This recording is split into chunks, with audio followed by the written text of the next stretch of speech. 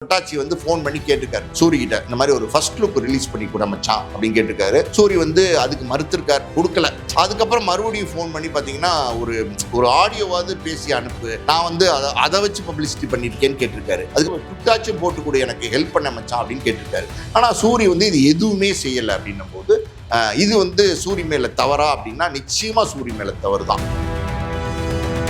உங்களோட நெருக்கமா பழகுனவங்களுக்கு மட்டும்தான் நீங்க பண்ண போறீங்க. அவங்க தான் உங்ககிட்ட உரிமையா கேட்க முடியும். அந்த வகையில ஒரு 40 பேர் இருந்தாங்க கூட நீங்க ஒரு ட்விட் போறதுனாலயோ இல்ல ஒரு ஃபர்ஸ்ட் லுக் ரிலீஸ் பண்ணி கொடுக்கறதுனாலயோ உங்களுக்கு என்னதான் வந்து குறைஞ்சு போயிட போகுது? எதுவுமே குறைஞ்சு போயிட போகுது சார். தொடர்ந்து கேட்டா கூட பண்ணி கொடுங்களேன், நல்ல விஷயம் தானே. நீங்க உங்களுக்கு இவ்வளவு பெரிய புகழும் இவ்வளவு பெரிய வெளிச்சத்தையும் இவ்வளவு பெரிய வாய்ப்பையும் உயரத்தையும் உச்சத்தையும் பணம் காசு எல்லாத்தையும் கடவுள் வந்து கொடுத்துருக்கான்ல, நல்ல ஒரு வாழ்க்கையை கொடுத்துருக்கான்ல. அந்த வாழ்க்கைக்கு நீங்க ஒரு 4 பேருக்கு பயன்பட்டவனா இருங்களேன். ஏன்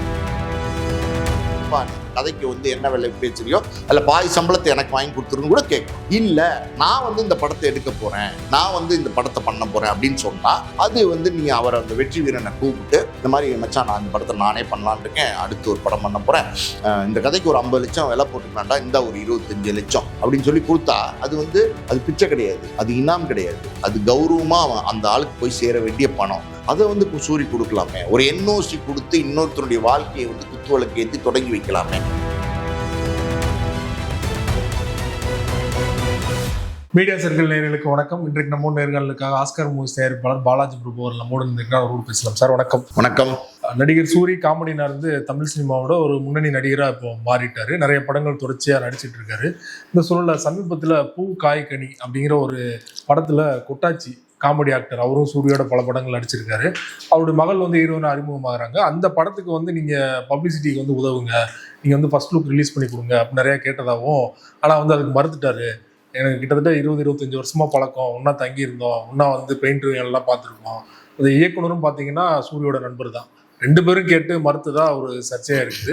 தொடர்பா வந்து 2 பேருமே சூரிய விமர்சனம் பண்ணியிருக்காங்க. வளர்ந்துட்டா வந்து ஆளே மாறிடுறாங்க அப்படின்னு சொல்லிட்டு உங்களோட ஒப்பீனியன் என்ன சார்? சார் இதில் என்ன அப்படின்னா, கொட்டாச்சி அப்புறம் பார்த்தீங்கன்னா வெற்றி வீரன் அந்த படத்தினுடைய இயக்குனர் அவங்க 2 பேரும் ப்ரெஸ் மீட் கொடுத்துருந்தாங்க சமீபத்தில். ப்ரெஸ் மீட்டை நானும் பார்த்தேன். அவங்க வந்து சூரி வந்து தனக்கு உதவலை அப்படின்னு சொல்கிறாங்க.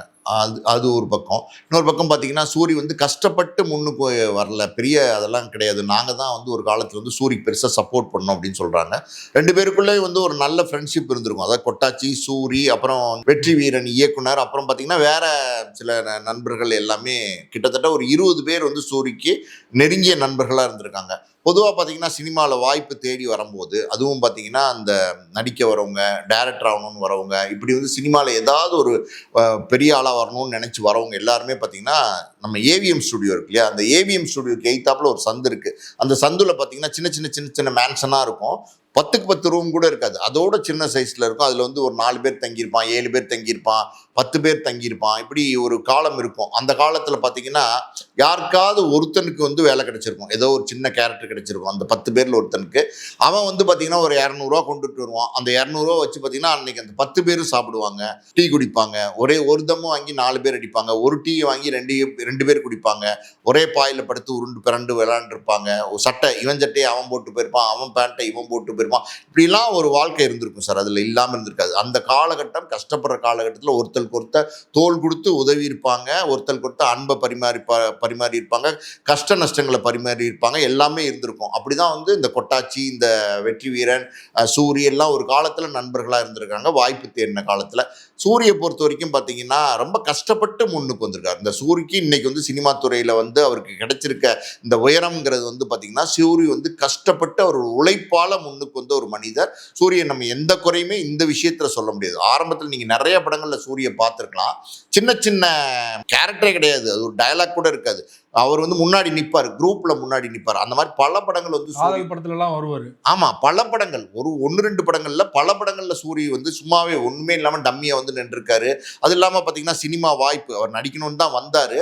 நடிக்கிறதுக்கான வாய்ப்பு கிடைக்கலன்னும் போது பாத்தீங்கன்னா இந்த பில்டிங்க்கு பெயிண்ட் அடிப்பாங்கல்ல, அதை பெரிய பெரிய பில்டிங்க்கு சாரம் கட்டி பெயிண்ட் அடிப்பாங்க, அந்த வேலையெல்லாம் சூரி பார்த்துருக்காரு. அது இல்லாமல் ஹோட்டலில் வந்து சர்வராக வேலை பார்த்துருக்காரு, கோயம்பேடு மார்க்கெட்டில் வந்து வேலை பார்த்துருக்காரு. இப்படி கிடைக்கிற வேலையெல்லாம் பார்த்துருக்காரு. இது வந்து பொதுவாக சினிமா தேடி வரவங்க, வாய்ப்பு தேடி வரவங்க, அவங்களுக்கு வந்து சினிமாவில் வாய்ப்பு கிடைக்கலன்னும் போது சர்வேல்னு ஒன்று இருக்குல்ல, டெய்லி சாப்பிட்டாகணும், எல்லா விஷயங்களும் இருக்குல்ல, அப்படின்னும் போது ஏதாவது ஒரு வேலை பார்த்து சம்பாதிப்பாங்க. அப்படி கஷ்டப்பட்டு தான் சூரி வந்து அடுத்தடுத்த இடத்துக்கு வந்தார். சினிமாவில் நடிக்கணும் அப்படின்னா ஒருத்தர் சொல்லியிருக்காரு, ஒரு சின்ன வேலை இருக்குது, ஃபோட்டோ ஃப்ளட்டில் வேலை இருக்குது, அதில் நீ பாரு அப்படின்னு சொல்லியிருக்காரு. ஃபோட்டோ ஃப்ளட் அப்படின்னா நிறைய பேருக்கு தெரியாது ஃபோட்டோ ஃப்ளட்னா என்னென்னு. பொதுவாக கேமராமேன் வந்து பார்த்தீங்கன்னா ஒரு வீட்டில் வந்து செட்டில் லைட் பண்ணிட்டாங்கன்னா அந்த செட்டுக்குள்ளே இருக்கிற லைட்டிங் இருக்கும்ல, அதாவது ரூமில் இருக்கிற பல்பு, டியூப் லைட்டு, அது இல்லாமல் இந்த அலங்கார விளக்கு. இப்போ ஒன்றும் இல்லை, ஒரு படுக்கறை காட்சி எடுக்கிறாங்க, ஒரு பெட்ரூம் சீன் வச்சுக்கோங்களேன், ரெண்டு பக்கமும் ஒரு லைட் வேணும் அந்த கட்டில் கிட்ட அப்படின்னா அது ஃபோட்டோ ஃப்ளட்காரங்க தான் ரெடி பண்ணுவாங்க. ஒரு கல்யாண வீடுனா அந்த சீரியல் செட்டு அலங்காரம்லாம் இருக்குல்ல, அந்த டியூப் லைட்லாம் இருக்கும்ல, அது திருவிழா இதெல்லாம் அரேஞ்ச் பண்ணுறவங்க தான் ஃபோட்டோ ஃப்ளட் வேலை. அந்த வேலையெல்லாம் பல படங்களுக்கு வந்து சூரி ஒர்க் பண்ணியிருக்காரு. ஸோ சூரி அவர் வந்து ரொம்ப ரொம்ப கஷ்டப்பட்டு படிப்படியாக முன்னுக்கு வந்து ஒவ்வொரு படியாக வந்து மேலே வந்து தான் இந்த இடம் வந்து சூரி கிடைச்சிருக்கு. அதாவது வெண்ணிலா கபடி குழு அந்த படம் தான் அவருக்கு ஒரு பெரிய வாழ்க்கையும் பெரிய உயரத்தையும் ஏற்படுத்தி கொடுத்துச்சு. ஒரே ஒரு சீனு தான், அந்த ஒரு பரோட்டா சாப்பிட்ற சீன் வந்து பார்த்தீங்கன்னா அவர் 50 பரோட்டா சாப்பிட்டா காசு கொடுக்க வேணாம்னு சொல்லுவாங்க. சரி நான் அந்த போட்டிக்கு ரெடின்னு சாப்பிட உட்காருவார், சாப்பிட்டுக்கிட்டே இருப்பார், யாராலையுமே அது செய்ய முடியாது, சூரி சாப்பிட்டுட்டே இருப்பார். ஸோ அவன் அந்த அந்த அந்த எப்படி சொல்கிறது, அந்த பரோட்டா கொடுக்குற அந்த மாஸ்டர் இவர் என்னடா இந்த ஜெயிச்சிருவான் போலேன்னு சொல்லிட்டு கோட்டெல்லாம் அழிச்சிட்டு மறுபடியும் பார்த்தீங்கன்னா 41 அப்படின்மா. இல்லை நான் 46 வரைக்கும் சாப்பிட்டேன், நீங்கள் பொய் சொல்கிறீங்க அப்படின்மா. இல்லை 46 ஒன்று தான் அப்படின்வாரு. இல்லை 46 தான் அப்படின்னும் போது சரி மறுபடியும் நீங்கள் வந்து கோட்டெல்லாம் அழிங்க, நான் முதல்ல இருந்து சாப்பிட்றேன் அப்படின்னு சொன்னோன்னே பயங்கரமான கிளாப்ஸ், தியேட்டரில் விழுந்து சிரிக்க ஆரம்பிச்சிட்டாங்க. அந்த ஒரே ஒரு சீனு அந்த படத்தில் மிகப்பெரிய ஒரு வாழ்க்கையை வந்து சூரி அமைச்சு கொடுத்துருச்சு. புரோட்டா சூரி அப்படின்னு சொல்கிற அளவுக்கு அது நடந்துருச்சு. சினிமாவில் அது நடக்கும். இது எப்படின்னா மேஜிக். சினிமாவை பொறுத்த வரைக்கும் பார்த்தீங்கன்னா யாருக்கு எப்போ வந்து வாழ்க்கை வந்து டேர்ன் ஆகும்னு சொல்ல முடியாது. ஒரு வெள்ளிக்கிழமை அன்னைக்கு படம் ரிலீஸ் ஆச்சுன்னா அன்னைக்கு நைட்டே பார்த்தீங்கன்னா ஓவர் நைட்டில் பெரிய ஆளானவங்களும் இருக்காங்க, ஓவர் நைட்டில் ஒன்றும் இல்லாமல் போனவங்களும் இருக்காங்க. அதுதான் சினிமா. ஸோ அந்த வகையில் இந்த மாதிரி பெரிய ஆளானவங்கள ஒரு லிஸ்ட்டு சொல்லணும்னு வச்சுக்கோங்களேன். சத்யராஜ் வந்து காக்கி சட்டை படத்தில் ஒரு டயலாக் ஒன்று சொல்லுவார், தகடுங்கடா அப்படின்னு கேட்பாரு. என்னது அப்படின்னு கேட்பான். தகடு அப்படின்னு தகடு அப்படின்னு. அந்த ஒரு டயலாக் வந்து தியேட்டரில் கிளாப்ஸ் வாங்கி சத்யராஜுக்கு ஒரு பெரிய அடையாளத்தை கொடுத்துச்சு. அதே மாதிரி பரத்வாஜ் இருக்கார்ல, அவர் ஒரு பிரபலமான மியூசிக் டைரக்டராக வராத காலத்தில் ஜெமினி படத்துக்கு மியூசிக் போடுறாரு, விக்ரம் அதில் நடிக்கிறாரு. அந்த ஓ போடு அப்படிங்கிற ஒரு சாங் வந்து பார்த்திங்கன்னா அவர் பெரிய வாழ்க்கை அமைச்சு கொடுத்துச்சு. இது நிறைய நேரங்களில் சினிமாவில் நடக்கும். அப்படி தான் ஒரு அடுத்தடுத்து சூரிக்கு பெரிய பெரிய வாய்ப்புகள் வர ஆரம்பிச்சிச்சு. நிறைய படங்களில் நடிக்க ஆரம்பித்தார். சின்ன காமெடி வேடங்களில் நடிக்க ஆரம்பித்ததுலேருந்து பெரிய காமெடி நடிகனாக மாறி ரஜினிலேருந்து கமல்லேருந்து பல பேரோட வந்து சூரி, விஜயத்துலேருந்து எல்லாரோடையும் சூரி நடித்தார். ஸோ ஒரு பிரபலமான ஒரு காமெடி நடிகனாக தமிழ் சினிமாவில் வந்து கோல் வச்சுட்டார்னு நம்ம சொல்லலாம். இன்னைக்கு அது வந்து ஒரு காமெடி நடிகனாக இருந்த சூரி இன்னைக்கு வந்து பார்த்திங்கன்னா ஒரு ஹீரோவாக டிரான்ஸ்ஃபர்மேஷன் ஆகி பெருசாக பல பேர் சக்ஸஸ் ஆகாத காலகட்டங்கள் யாரோ நடித்து பார்த்தாங்க. கவுண்டமணியால் வர முடியல, யோகி பாபுவால் வர முடியல, சந்தானத்தால் வர முடியல, விவேக்கால் வர முடியல. ஆனால் இன்னைக்கு பார்த்தீங்கன்னா ஒரு காமெடியன், அதாவது வந்து எப்படி சந்தானம், விவேக்கு, கவுண்டமணி, யோகி பாபு இவங்கெல்லாம் ஒரு காமெடி ஹீரோவாக நடித்தாங்க. அதாவது சூரி அப்படி இல்லை. சூரி வந்து பார்த்தீங்கன்னா காமெடி நடிகனா இப்போ ஹீரோவாக வரல. அது வந்து விடுதலை, மாமன் மாதிரி நிறைய படங்கள், நல்ல படங்களில் வந்து சூரி வந்து நல்ல கேரக்டர் பண்ணக்கூடிய பிரமாதமான ஒரு ஹீரோவாக வந்துட்டார். இன்றைக்கெலாம் பார்த்தீங்கன்னா சூரியோட மண்டாடின்னு ஒரு படம், அது அண்டர் ப்ரொடக்ஷனில் இருக்குது. எனக்கு தெரிஞ்சு பார்த்தீங்கன்னா அதனோட பிஸ்னஸ்லாம் 65-70 கோடி சொல்கிறாங்க. ஸோ ஒரு சாதாரண நிலைமையிலேருந்து இன்றைக்கி இவ்வளோ பெரிய உச்சத்துக்கு வந்து ஒரு காமெடி நடிகனாக வந்து அவர் வந்து ஒரு ஹீரோவை வந்து தன்னை எஸ்டாப்ளிஷ் பண்ணி நிறுத்தி 70 கோடி ரூபா வியாபார அளவுக்கு உயர்ந்திருக்காருன்னா அது அவருடைய சாதனை, அது அவருடைய உழைப்பு, அவருடைய எப்படி சொல்றது, அவர் எடுத்துக்கிட்ட முயற்சி. அதில் எந்த குறையும் நம்ம சொல்ல முடியாது. ஆனால் அதே நேரத்தில் நீங்கள் பார்த்தீங்கன்னா இந்த கொட்டாச்சி, அப்புறம் வந்து பார்த்தீங்கன்னா இந்த வெற்றி வீரன் இயக்குனர், இவங்கெல்லாம் வந்து கூட ஒரு காலத்தில் ஒன்றா இருந்திருக்கவங்க நண்பர்கள். நட்பு தானே எல்லாத்துக்கும் அடித்தளமாக எது இருக்குது, நண்பர்கள் தான். இந்த உலகத்திலே பார்த்தீங்கன்னா நமக்கு கிடைக்காத ஒரு வரம் அப்படின்னா ஒரு நல்ல நண்பன் தான். நீங்கள் வந்து உங்களுடைய மனைவியாகட்டும், அம்மா அப்பா ஆகட்டும், அக்கா தங்கச்சி, அண்ணன் தம்பி யாராக இருந்தாலும் அவங்களாம் ரத்த சொந்தமாக இருப்பாங்க. ஆனால் இந்த நண்பன் அப்படிங்கிறவன் எங்கேருந்து வரான், எந்த மூலையிலேருந்து வந்தான் யாருக்குமே தெரியாது. ஒருத்தர் பார்த்தீங்கன்னா திருநெல்வேலியிலேருந்து வந்திருப்பான், ஒருத்தர் ராமேஸ்வரத்துலேருந்து வந்திருப்பான், ஒருத்தர் சேலத்துலேருந்து வந்திருப்பான். இப்படி பல இடங்கள்லேருந்து வந்து எந்த விதமான உறவுமே இல்லாமல் அங்கே ஒரு உறவு ஏற்பட்டு கனெக்ட் ஆகி உயிரை கூட கொடுப்பாங்க நண்பர்கள், உண்மையான நண்பர்கள். அந்த அளவுக்கு ஒரு நட்புங்கிறது அவ்வளோ முக்கியம். ஸோ ஆரம்ப காலத்தில் கஷ்டப்பட்ட காலத்தில் ஒருத்தருக்கு ஒருத்தர் உதவி செஞ்சுருப்பாங்க. இந்த கொட்டாச்சி, வெற்றி வீரன், சூரிக்கு வேலை கிடைச்சா அவங்களுக்கு ஏதாவது செஞ்சிருப்பாரு, அவங்களுக்கு வேலை கிடைச்சா சூரிக்கு ஏதாவது செஞ்சிருப்பாரு. இப்படியெல்லாம் இருந்த ஒரு நட்பு. அந்த நண்பர்கள் இன்னைக்கு அதே சினிமா துறையில் இருக்காங்க. அந்த நண்பர்கள் வந்து பார்த்தீங்கன்னா, எனக்கு ஒரு 1 லட்சம் வேணும், எனக்கு 10 லட்சம் வேணும், எனக்கு 5 லட்சம் வேணும், இல்லை எனக்கு என் பையன் படிக்கிறதுக்கு ஸ்கூல் ஃபீஸ் கட்டணும், இல்லை ஏதோ ஒரு காரணத்தை சொல்லி பணம் கேட்டா, பணமா கேட்டா அப்ப சூரி வந்து கொடுக்கறதும் கொடுக்காதும் அவரோட இஷ்டம். கொடுக்கலாம், அது அவரோட இஷ்டம். கொடுக்காம இருந்தாலும் அவரோட இஷ்டம். ஆனா இவங்க என்ன கேட்கறாங்க அப்படின்னா, தொழில் ரீதியான உதவி கேட்கறாங்க. இப்ப இந்த கொட்டாச்சி எல்லாம் பாத்தீங்கன்னா நிறைய படங்கள்ல காமெடி வேடங்கள்ல நடிச்சிருக்காரு. ஆனா பெருசா வந்து பாத்தீங்கன்னா பெரிய வருமானம் வந்திருக்குமா அப்படின்னா நிச்சயமா வந்திருக்கிறதுக்கு வாய்ப்பே இல்லை. ஆனா எல்லாருக்கும் தெரிஞ்ச நடிகர், இன்னைக்கு தமிழ் சினிமால எல்லாருக்குமே தெரிஞ்ச நடிகர். ஆனா வந்து வாய்ப்புகள் என்பது இந்த மாதிரி நடிகர்களுக்கு கிடைக்கிற வாய்ப்புகள், ஒரு நாள் வேலை கிடைச்சா 3000 கிடைக்கலாம் சார், இல்லை 4000 5000 கிடைக்கலாம், அவ்வளவுதான். 30 நாள்ல 30 நாளும் வாய்ப்பு இருக்குமா அப்படின்னா கிடையாது. மாசத்துல 1 நாளோ 2 நாளோ வாய்ப்பு இருந்தா பெரிய விஷயம். அப்போ ஒரு நாள் 3000 × 2 நாள் அப்படின்னா 6000 ரூபா தான் கிடைச்சிருக்கும். ஸோ இப்படி ஒரு சூழல்ல தான் அவங்க இன்னைக்கு வாழ்க்கையை நடத்திட்டு இருக்கிறாங்க. சூரியோட இருந்தவங்க இன்னைக்கு சூரி பெரிய உயர்த்துக்கு வந்துட்டார். ஸோ அப்படி இருக்கும்போது கொட்டாச்சி அவங்களுடைய மகள், அவங்க வந்து பார்த்தீங்கன்னா ஹீரோயினா ஒரு படத்தில் நடிச்சிருக்காங்க. பூ காய் கனி அப்படின்னு ஒரு படத்தில் ஹீரோயினா நடிச்சிருக்காங்க. அந்த படத்துக்கு அவங்க கொட்டாச்சியோட மக சைல்டு ஆர்டிஸ்ட்லேருந்து பார்த்தீங்கன்னா நிறைய வேடங்கள், சின்ன சின்ன வேடங்கள்லாம் பண்ணிட்டு இருந்திருக்காங்க. இன்னைக்கு ஒரு ஹீரோயின் வாய்ப்பு கிடைச்சிருக்கு. அவருடைய மகளுக்கு எப்படி ஒரு வாய்ப்பு கிடைச்சிருக்கும் போது, அந்த ப்ராஜெக்டை சின்ன படம் எப்படி வந்து நீங்க வந்து பப்ளிக் கிட்ட கொண்டு போய் சேர்ப்பீங்க? இப்போ பூ காய் கனிங்கிற படம் வந்து யாருக்குமே தெரியாது. பெரிய படமா, ரஜினி கமல் விஜய் அஜித் படமா, அது ஆட்டோமேட்டிக்காவே பப்ளிசிட்டி ஆயிரும். அதுக்கே பப்ளிசிட்டி தேவைப்படுது, அதுக்கே விளம்பரங்கள் தேவைப்படுது. அப்படின்னும் போது இந்த சின்ன படங்களுக்கு விளம்பரம் இல்லாம தியேட்டருக்கு வந்துச்சுன்னா அது மக்கள்கிட்ட போய் சேராது. அதனால வந்து அவர் கொட்டாச்சி வந்து ஃபோன் பண்ணி கேட்டுக்காரு சூரி கிட்ட, இந்த மாதிரி ஒரு ஃபர்ஸ்ட் லுக் ரிலீஸ் பண்ணி கூட மச்சான் அப்படின்னு கேட்டுக்காரு. சூரி வந்து அதுக்கு மறுத்திருக்காரா இல்லையோ, கொடுக்கல. அதுக்கப்புறம் மறுபடியும் ஃபோன் பண்ணி பார்த்தீங்கன்னா ஒரு ஆடியோவாவது பேசி அனுப்பு, நான் வந்து அதை வச்சு பப்ளிசிட்டி பண்ணியிருக்கேன்னு கேட்டிருக்காரு. அதுக்கப்புறம் ட்விட்டாச்சும் போட்டு கூட எனக்கு ஹெல்ப் பண்ண மச்சான் அப்படின்னு கேட்டிருக்காரு. ஆனால் சூரி வந்து இது எதுவுமே செய்யலை. அப்படின்னும் போது இது வந்து சூரி மேல தவறா அப்படின்னா நிச்சயமா சூரி மேல தவறு தான். அவங்க கேட்கறது வந்து பாத்தீங்கன்னா, சொல்ற விளக்கம் என்னன்னா, நான் உங்களுக்கு பண்ணனா வந்து வெற்றிமாறனோட அசோசியேட் நிறைய படம் பண்ணிட்டு இருக்காங்க, அவங்க வந்து எனக்கு அவனுக்குலாம் பண்ணி கொடுத்துருக்கேன், எனக்கு பண்ணி கொடுன்னு கேட்பாங்க. ஸோ அதனால நான் யாருக்குமே பண்ண வேணாம் அப்படின்னு முடிவு எடுத்திருக்கேன்னு அவர் தரப்புல வந்து சொல்றாரு இல்லையா? Correct sir. அதாவது வந்து பார்த்தீங்கன்னா சூரி சொல்றது சரின்னு ஒரு பக்கம் எடுத்துக்கலாம், சூரி சொல்றது வந்து சரி இல்லைன்னு ஒரு பக்கம் சொல்லலாம். நம்ம என்ன அப்படின்னா, இப்போ வந்து கொட்டாச்சி, இந்த வெற்றிமாறன் இவங்கெல்லாம் ஒரு காலத்தில் நண்பர்களாக இருந்திருப்பாங்க. நிச்சயமா பார்த்தீங்கன்னா சூரி அவங்களால ஏதாவது ஒரு உதவியை பெற்றிருப்பார் ஆரம்ப காலகட்டத்தில். சூரியும் உதவி செஞ்சிருக்காருங்கிறதுல மாட்டுக்கிறது கிடையாது. ஆனால் அவரும் உதவி பெற்றிருக்காருல்ல. இன்னைக்கு வந்து பார்த்தீங்கன்னா அந்த கொட்டாச்சி அவர் சின்ன நடிகருங்க, பாவம் சின்ன நடிகர். அவருடைய மகள் வந்து இன்னைக்கு ஹீரோயினா நடிக்கிறாங்க. அப்படின்னும் போது எப்படியாவது அந்த படத்தை வந்து மக்கள்கிட்ட கொண்டு போய் சேர்த்துற மாட்டோமா, எப்படியாவது வந்து இந்த படம் ஓடிராதா அப்படிங்கிற ஒரு ஆசை, அது தகப்பனோட ஆசை தானே, நியாயமான ஆசை தானே.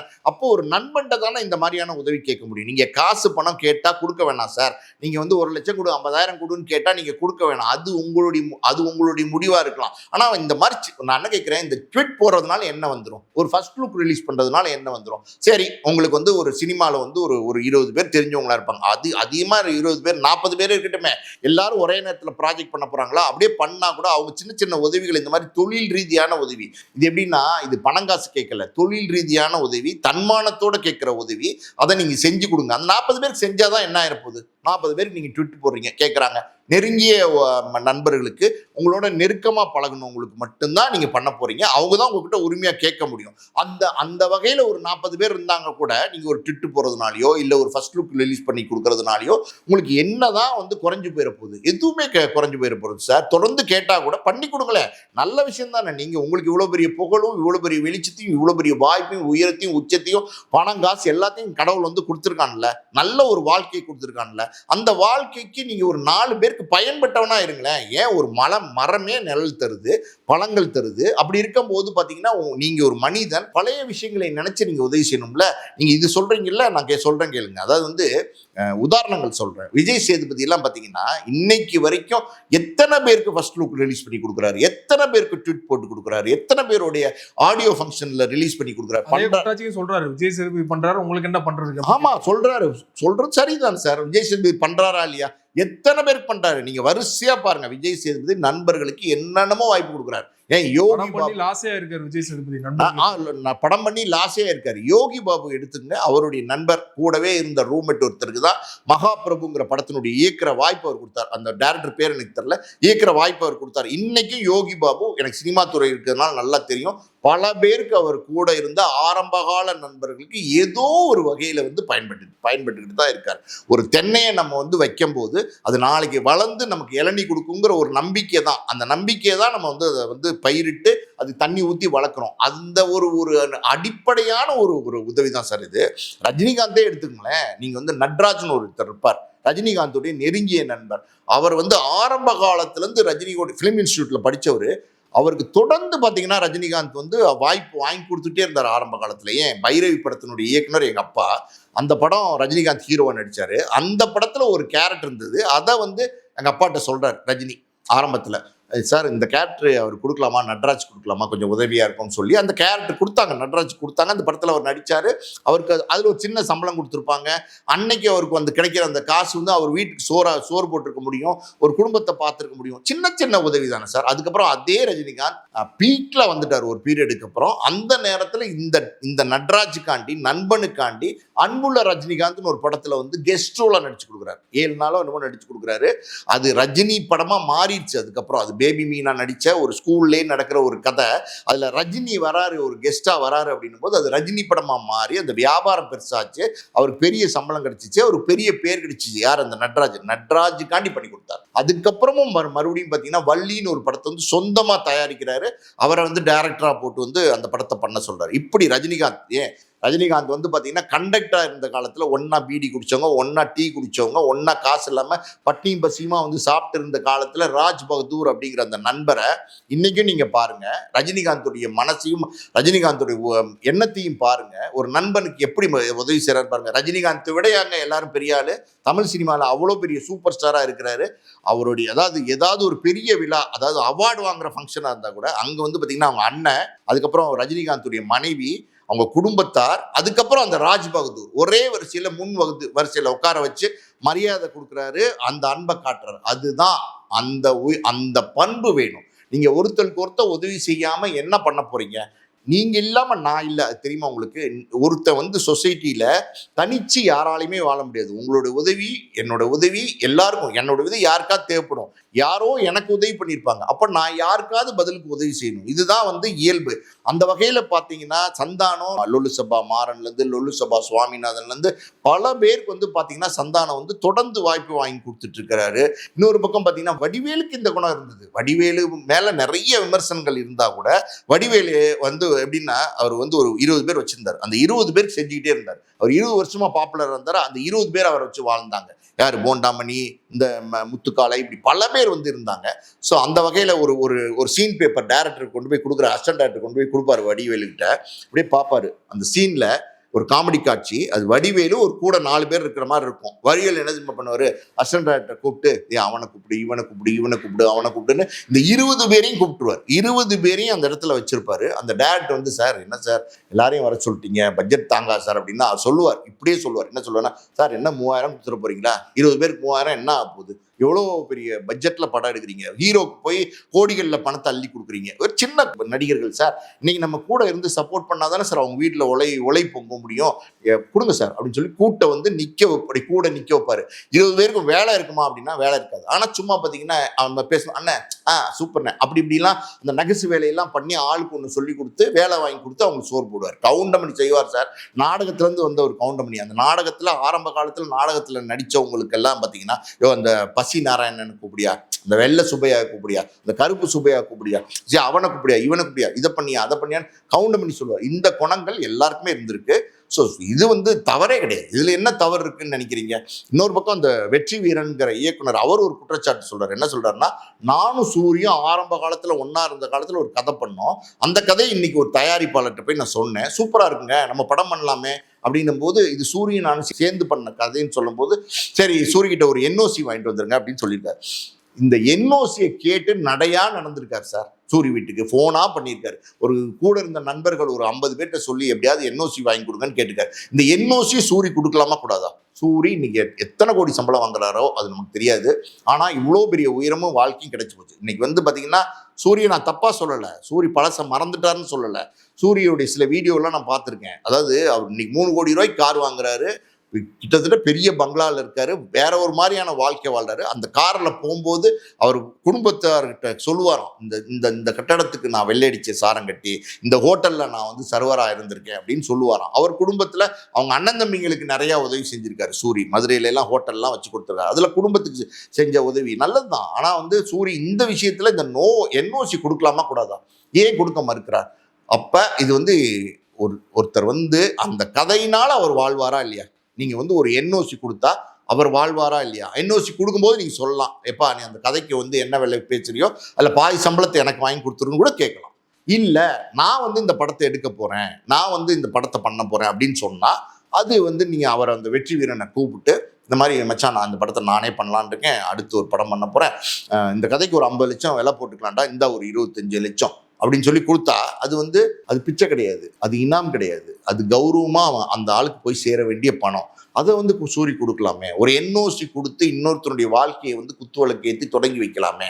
ஒருத்தனுடைய எதிர்காலத்தை வந்து பிரகாசமாக்கலாமே. உங்களுக்கு எல்லாம் கிடைச்சி போச்சு, இறைவன் கொடுத்தான், இறைவன் மட்டும் கொடுத்தான்னு நம்ம சொல்ல முடியாது. அதுக்கான உழைப்பு எல்லாமே நீங்கள் போட்டிருக்கீங்க, மாட்டுக்கட்டே கிடையாது. அப்படி இருக்கும்போது மற்றவர்கள் உங்கள் கூட இருந்தவங்க நல்லா இருக்கணுமா வேண்டாமா? அவங்க வந்து உங்கள்கிட்ட காசு பணம் கேட்குறாங்களா? கிடையாது. இல்லை அப்போ நீங்கள் இந்த உதவி வந்து சூரி கொடுக்கலாம்ல. ஒரு என்ஓசி கொடுக்கறதுனால என்ன வந்துடும்? ஸோ இதெல்லாம் வந்து சூரி செய்ய மாட்டேங்கிறார் அப்படிங்கிறது சூரி மேலே வருத்தமான விஷயம் தான். சூரி இது தவறு தான் சூரி பண்ணுறது. நம்ம இது வந்து நியாயப்படுத்தியே பேச முடியாது சார், இது நியாயப்படுத்தியே பேச முடியாது.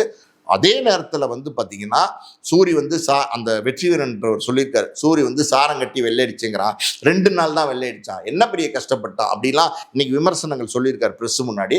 அதுவும் தவறு. அவர் செய்யலை அப்படின்னும் போது நீங்கள் அவர் மேலே வந்து விமர்சனங்கள் வந்து தப்பாக சொல்கிறது, சேர அள்ளி இறைக்கிறது அப்படிங்கிறதும் நம்ம வந்து ஏற்றுக்க முடியாது. அதுவும் சரி கிடையாது. ஒரு நட்பு அப்படின்னா அவர் செய்கிறாரோ செய்யலையோ அது உயிர் போட இருக்கும்போது தான் அது நட்பு.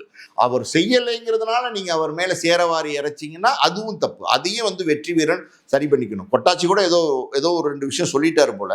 2 நாள் கழித்து வீடியோ போட்டார், மச்சான் தப்புடா நான் பண்ணது, நம்ம நட்பு என்றைக்குமே நட்பு தான், நான் வந்து செஞ்சது தப்புன்னு சொல்லிட்டார். அது வந்து மனசு அன்னைக்கு பேசியிருப்பார் ஏதோ ஒரு வேகத்தில், ஆனால் யோசிச்சு பார்த்துருப்பார், எப்படிலாம் இருந்தோம், நம்ம நண்பனாச்சே, நம்ம நண்பனை வந்து நம்ம இப்படி விமர்சனம் பண்ணுறது தப்பாச்சே அப்படின்னு நினச்சிருப்பாரு, வீடியோ போட்டார். அது சரி, மனிதன் தப்பு செய்கிறது இயல்பு. அந்த தப்பை உணர்ந்து வந்து மன்னிப்பு கேட்டால் அதோட அதை நம்ம மன்னிக்கிறது தான், மறக்கிறது தான் சரியான விஷயம்.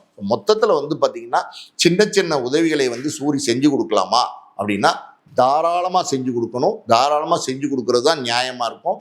மனிதம் எங்கேயுமே சாகக்கூடாது சார். அது சூரி மாதிரி நல்ல மனிதர்கள். சூரி மேலே இப்போ கூட பார்த்தீங்கன்னா நம்ம பெருசாக விமர்சனம் வைக்கல. காரணம் என்ன அப்படின்னா சூரி நல்ல மனிதர். நான் கேள்விப்பட்ட வகையில் பார்த்தீங்கன்னா கஷ்டப்பட்டு இந்த இடத்துக்கு வந்தவர், அதை உணர்ந்து வாழக்கூடியவர். தலகணம் பிடிச்சோ திமிர் பிடிச்சோ ஆட்டிடியூடோ அவர்கிட்ட கிடையாது. எல்லாரையும் மதித்து தான் பழகிறாரு. ஆனாலும் இந்த மாதிரி சின்ன சின்ன உதவிகள் உங்ககிட்ட உதவி கேட்டு வரவங்ககிட்ட நீங்கள் பண்ணீங்கன்னா அது இன்னும் கூட உங்களை சிறப்பான மனிதராக மாற்றும். சூரிய அவர்கள் தொடர்பான சர்ச்சை தொடர்பாக பல விஷயங்களோட பார்த்து முடிங்க. நன்றி சார். நன்றி.